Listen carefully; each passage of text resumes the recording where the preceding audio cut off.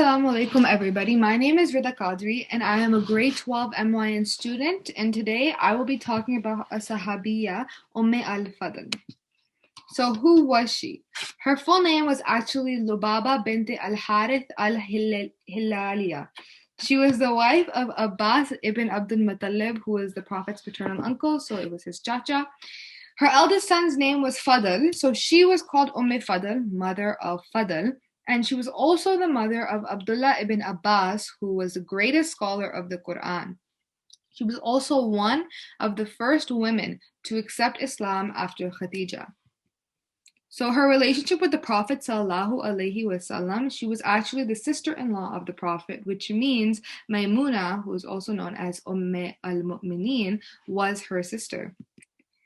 The believing sisters, I talked about this in our last class. Fadl and Maymuna had two other sisters, Asma and Salama, and these four sisters were described as the believing sisters by the Prophet ﷺ. Keeper of secrets. So she had a great ability to keep secrets, and this was an amazing trait as she didn't tell anybody about her acceptance of Islam or her husband's acceptance of Islam, and they secretly supported the Prophet ﷺ. So a lesson we can take out from this is if someone has confided in you with a secret, keep it to yourself and don't tell anybody, because that is an imana. So an interesting story relating to al-Fadl is her actually hitting Abu Lahab with a wooden pole. This incident was narrated by Abu Rafi, and it happened after the Battle of Badr when Abu Sufyan was talking to Abu Lahab about their defeat. And he described it as, we did nothing but give them our backs to kill and capture us whenever they like. I do not blame our troops because the people we met there were different.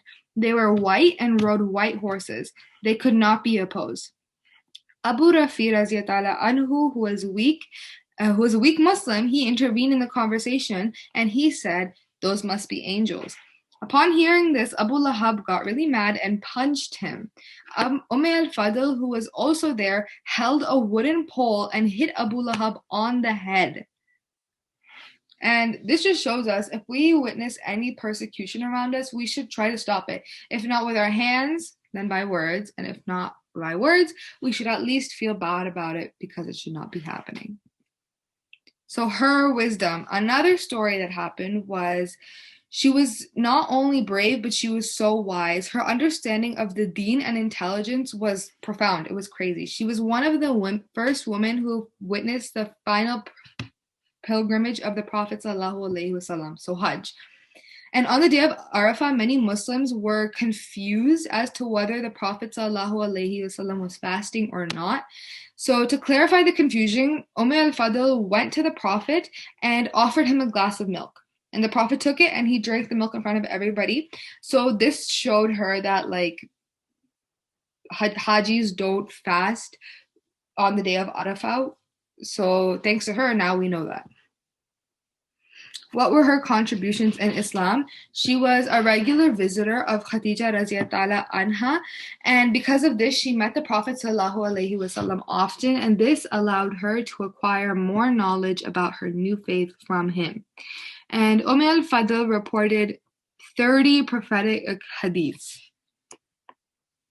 And she died during the era of Uthman ibn Affan. Jazakallah khair for listening, everybody.